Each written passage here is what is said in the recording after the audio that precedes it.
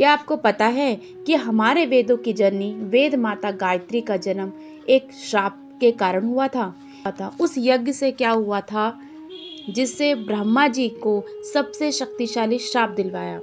आज मैं आपको ब्रह्मा जी, सावित्री और गायत्री माता जी की वो अविश्वसनीय कहानी बताऊंगी जो आपको हैरान कर देगी। दोस्तों, आज हम जिस देवी की कहानी बताने जा रहे हैं वो है वेद माता गायत्री, ज्ञान और शक्ति का अद्भुत संगम।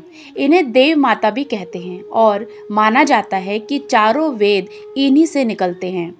क्या आप जानते हैं कि गायत्री माता कैसे ब्रह्मा जी की पत्नी बनी? चलिए आज उस पौराणिक कथा को विस्तार से जानते हैं जिसमें एक श्राप भी था और एक वरदान भी।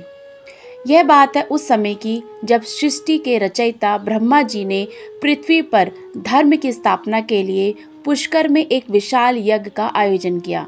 यह यज्ञ इतना महत्वपूर्ण था कि इसमें तीनों लोकों के देवी देवताओं को भी उपस्थित होना था। शास्त्रों के अनुसार कोई भी बड़ा अनुष्ठान पत्नी के साथ ही पूरा होता है।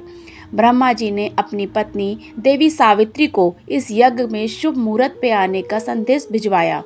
सभी देवी देवता उस समय पर आ गए, लेकिन मुहूर्त निकलने वाला था। यज्ञ को शुरू करना अनिवार्य था। देवराज इंद्र और भगवान विष्णु ने ब्रह्मा जी से कहा, प्रभु, मुहूर्त बीत रहा है और शुभ कार्यों में देरी ठीक नहीं। यज्ञ को पूरा करना अत्यंत आवश्यक है। ब्रह्मा जी ने बहुत प्रतीक्षा की, पर देवी सावित्री किसी कारणवश नहीं पहुंच पाई। अब धर्म संकट खड़ा हो गया। बिना पत्नी यज्ञ शुरू नहीं हो सकता था।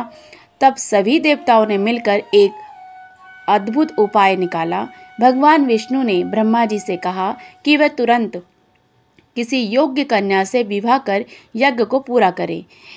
इसी समय एक गाय के मुख से एक परम तेजस्वी और सुंदर कन्या प्रकट हुई।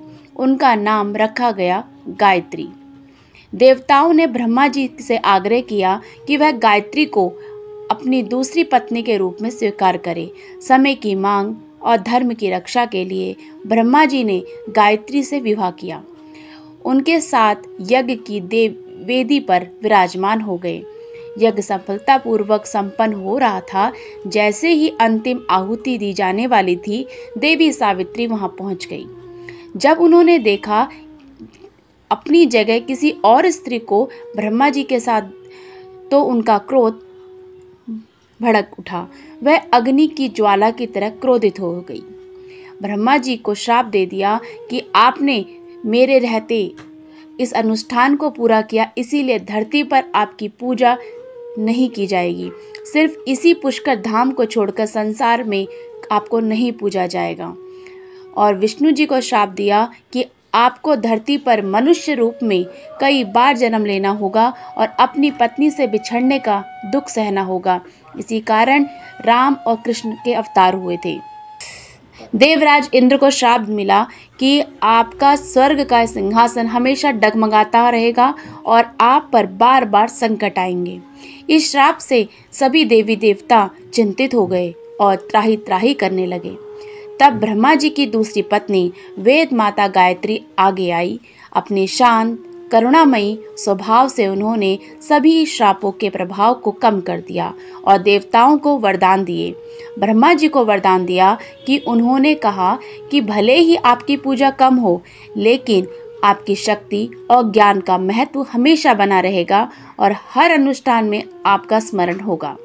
भगवान विष्णु को गायत्री जी ने कहा कि आप जब भी मनुष्य अवतार लेंगे, आपका उद्देश्य सफल होगा और आप धर्म के स्थापक रहेंगे।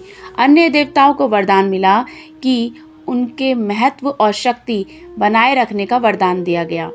इसी प्रकार गायत्री माता ने अपने ज्ञान, तप और दिव्य शक्ति से पूरे सृष्टि को श्राप से, विनाशकारी प्रभाव से बचाया। इसीलिए उन्हें वेद माता या ज्ञान की देवी कहा जाता है। गायत्री मंत्र उन्हीं को समर्पित है जो हमें बुद्धि, प्रकाश और सही मार्ग दिखाता है। कैसे लगी आपको ये कथा? कमेंट में जय गायत्री माता जरूर लिखें और इस वीडियो को लाइक करें, शेयर करें और चैनल पर नए हैं तो सब्सक्राइब भी करें ताकि आप ऐसी ही पुरानी कथाओं को देख सकें।